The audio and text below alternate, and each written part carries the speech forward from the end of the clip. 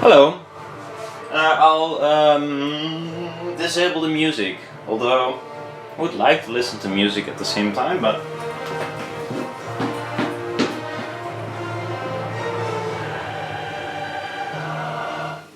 epic, I must say. Two Steps from Hell, they only make like epic songs. Anyhow, if I get demonetized, I'll remove the music, so this whole conversation is kind of weird. But as Eve would have said, this is just a guy in his shop, although it's not my shop, of course, it's just my kitchen. So this is just a guy in my kitchen, in a kitchen, and it's my kitchen. In this case, it belongs to me. Well, as I said, I wanted to make something again because I don't know, I didn't do anything lately. Well, I did, but nothing interesting. Well, it still remains a question if this is gonna be interesting as well. I don't know. It's also a little bit too bright. So there we go. Not much better, but a little bit better. So it's a mess. I did some slit cutting again because what I thought is kind of, well, normally aluminum foil is this roll, and it's hard to cut, and the reason I think is it will bind up or get sort of melted together and such things. It's because normally there's much more aluminum on this foil, on this roll. So I thought I'll spool it to a bigger roll, and these are much better. Still not quite there. So I can imagine if you would slit cut it on even a bigger roll, then it would work. Also, the method of holding these tapes, I made like these, it's not here right now, so I made like these round pieces of MDF, and then there is a piece of rubber in between, and then a piece of MDF, and then rubber again, well, then MDF, and then there's a bolt coming through. And you squish it together. You put the roll on it, and then you squish it together, and the rubber will expand in this direction and will hold this tape. But the thing is, because I kind of slit really tiny stuff, if this piece what I wanted to cut is sitting here, it can move. And maybe I'll zoom in a little bit.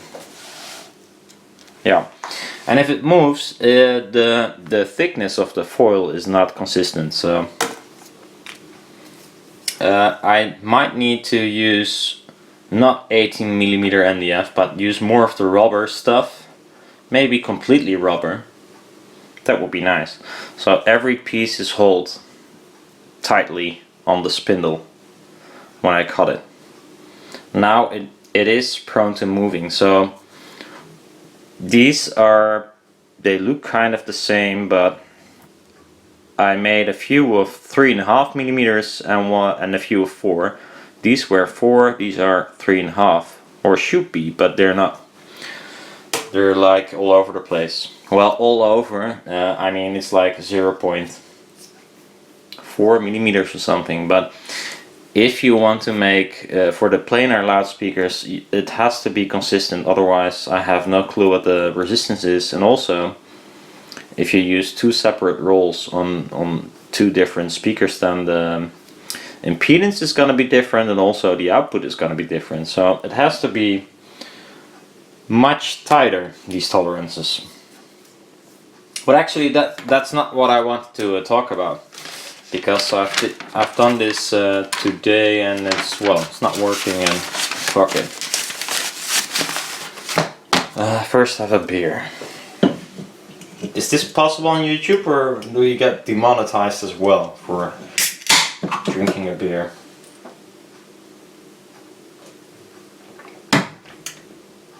Oh yeah, that's sad. That tastes like poo. Nice. Not that poo is nice, but I like the beer and I know it's not the best.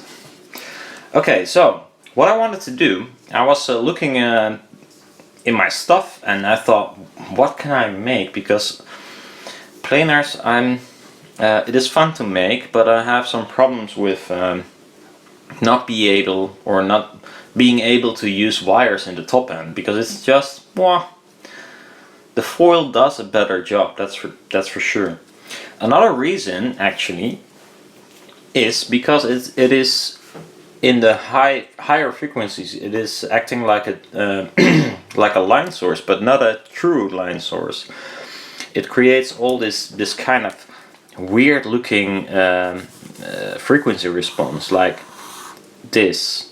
Like for instance, this is a 20k, and this is well, 10 or something. So it has a peak at 20 and a dip at 10, and it goes all over the place. If you measure up close, it will be straight and nice. But this is something that happens when you use a line source that is not a true line source. So for most planar magnetic loudspeakers like Magnepan and mine, if they're like around 1 meter or 130 or something, it's not gonna cut it. You should have like 2 meters 20, depending on how high your room is. Then this stuff will be a lot straighter. Either that, or go point source and it will be straight again. But point source is actually kind of a problem with this kind of loudspeakers. Because, well, the magnets are not that strong, and I thought about implementing one of the Neo kind of thingies, but it's kind of weird if the top end is like point source and the rest is not. So I don't know. But then I thought maybe I'll take a look at the Rubanoide again, because it's still one of the speakers that hardly anyone builds, and especially the way I want to build one. So I got some magnets. These are neodymium 40, 25. Oh, sorry, it's out of screen. So 40 millimeters, 20, and then 5 millimeter thick. I forgot how expensive they were. Probably a little bit too expensive. I usually want to do it on the cheap, but in this case I'm probably going to use these. Not sure where the rest is, by the way. Probably an old project, so I have to kind of scavenge around. So what I wanted to do, normally in my designs at least, I had like these metal bars, and they had the magnets on them, for instance like these, and then you have another metal bar, also has magnets, and this is gonna be the gap where the coil is gonna sit.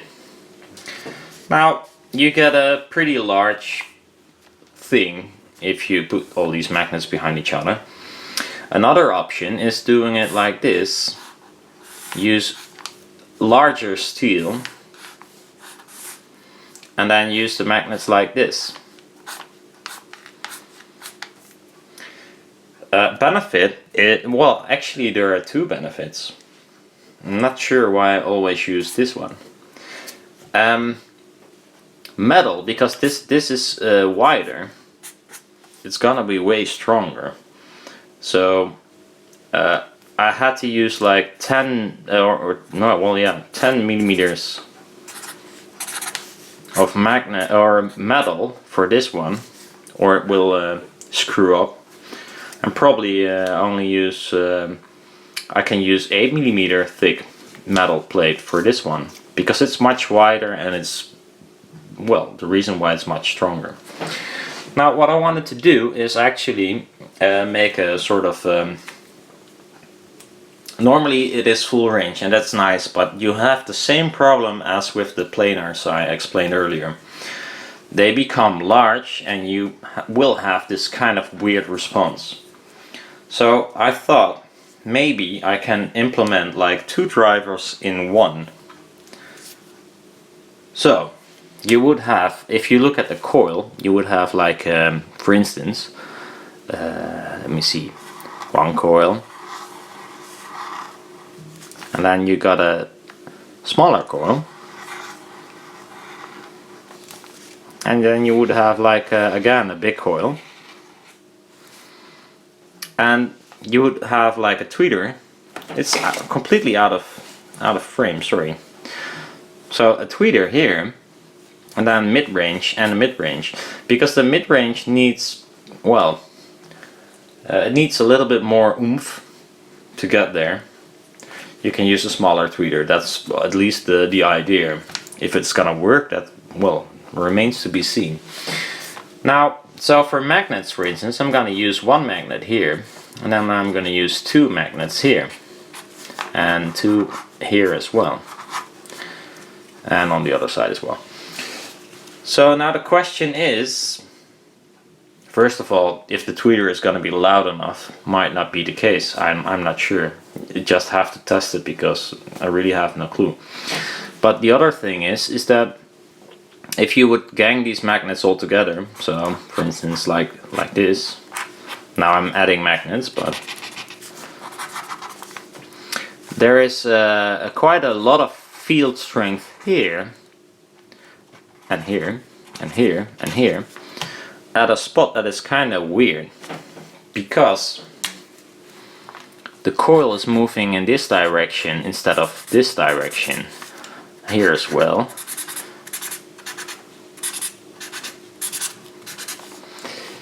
This coil here, here, here, and here, and also the bottom, but not a big of a deal. It will make the coil former or the whole membrane thing move in a direction you don't want it. So that's kind of shitty. Normally, if you have 1 coil, like 1 big coil, you only have this problem here and here. So this is the downside of this kind of weird design. You have, well, essentially 3 times as much going in this direction. Is that true? Normally it's 2, now it's, yeah, 6, so 3 times, yeah. So I'm still thinking about how I can maybe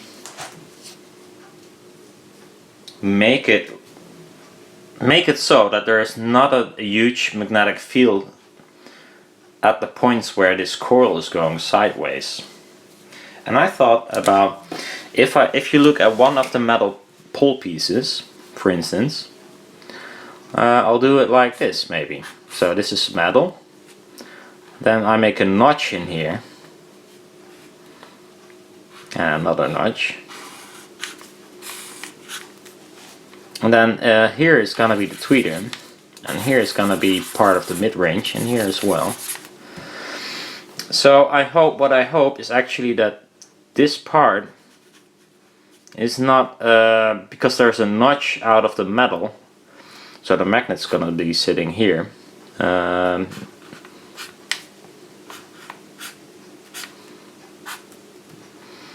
So there won't be a big of a field in this notch. So the part where the coil is going sideways is not gonna move that much and create less distortion, I hope. But on the other hand, it might, you know, the metal is not getting any stronger if you do this, you know. You will end up again with smaller magnet or a smaller metal, like here. So I might have to fill this up with non-magnetic material. So it could be an aluminum block or something, or what I thought might be nice, maybe you know, use epoxy or something, just cast it in there. So it doesn't create a huge magnetic field still, because this metal bar on the other side is also the same bar. They want to like pull together. Hopefully this piece that I use in here will make it stop from bending all over the place. It's just an idea, I don't know. Yeah, and then the materials, of course. It's kind of, it remains a question what you should use. This is Nomex 0.18 millimeters, so it's a bit on the heavy side, but it does create like a nice arc, and it is, you know, the thicker it gets, the nicer it looks. So I don't know, maybe a little bit thinner than this would be nice. What I also tried back in the day is this very noisy material. It's called Tavik, I think. I think they make like these suits from it. Oh, the Puss wants to get in. Hello, Puss. Let me. You can see it has some sort of fiberish stuff. It is plastics, by the way, but it looks like paper, but it has all these kind of long fibers. Really cool looking stuff, by the way. But this is way thinner than the other one, so I might need to actually get the same thickness to see what the weight difference is, and also how it bends. I mean, this is kind of stiff. That's what you want. You want stiff and light, and paper is an option, but the problem with paper is it will well, it's prone to moisture and such, and like wrinkle, or yeah, if it wrinkles in the magnetic gap, like this for instance, you know, it's gonna rub against the metal or the magnets, so it's not good. It's nicer to have either paper that is well insulated against moisture, or get some of these plastic papers. It's not actually paper, so it's kind of weird. Tavik is well, it's not paper. You can find these kind of stuff if you look for a water resistant paper, which will end up not being paper. There are a few companies that make this for, I don't know, making drawings underwater with a pencil or whatever, or maps and such. Maps are usually from Tavik, I think. Goop maps at least, so you can get out and get wet without your map being destroyed. So a laminated is also an option, of course, but that's probably the cheaper ones. Tavik is the way to go. So yeah, the thing is, it's gonna be like a Daplito setting sort of, and also it's gonna be in the top end, it's gonna be like a point source, and hopefully we don't get this wiggle, because I've had these wiggle very often with the Rubanoides. And first of all, I thought always it's because if you look at the top side, which might still be the case, if you look at the top side, it looks like this. Well, actually it looks like this, but I'm gonna make it single-ended, because this rear thing is not doing anything besides making it equal. So maybe I use it, maybe I don't. But high frequencies usually are emitted from this part here. What I thought usually is that it emits a little bit further, and then you got this distance, and that's gonna be a problem at the top end, that this part is emitting high frequencies and this part here. So there's gonna be for instance, this is a sine wave, and the other one is gonna be for instance like this. Is this true? No, sorry. At a certain frequency. So in the end you will end up with 0. That creates a dip. At other frequencies it adds up and it will create a peak. This is a really nice drawing. Looks like an ass with, I don't know, or some tits, by the way. Maybe if I make here as well. Looks more like, I don't know, it's getting dirty. Anyhow, that's what I want to make. And yeah, I hope maybe I'll make a drawing tonight in SketchUp, the only program I know. I know it's crappy, but... Hi, Puss. What's up? Yeah. And then maybe get some metal tomorrow and see what we can do. I'm really, yeah, I'm getting excited to try this at least. Puss, stop it. As a coil I'm gonna use this laminated foil I used often in the planars, just to keep it light. And what I wanted to do is being able, well, at least get the resistance of the tweeter part as high as I can, which is probably not gonna be 4 ohms, but probably lower, because it's gonna be a tiny coil, so it's hard to make it, well, make the traces so small. I'm limited with what the printer can do. And for the mid-range, so the top coil, well, let me see, the top coil and the bottom coil is gonna be, well, mid-range, it's gonna be, you know, like a big tweeter, I hope. It's not gonna reach 300 Hertz or something. This, hey Puss, this coil and this coil are gonna be twice the resistance of this tweeter part. So maybe, depending on which resistance I get, I can use these two in parallel to boost the lower range even more, because usually there's not, you know, there's enough top end usually. It's the low end that is kind of hard, but we'll see. I'm not sure about this. Maybe I use it in series, maybe I use it in parallel. If I do use it in parallel, you will gain 3 dB at least, so that's good compared to in series. Yeah, so a lot of scribbling, and I hope you will kind of get the idea. I'm not the greatest in drawing anything, as you might know. So that's what I'm gonna do, and I'll keep you updated.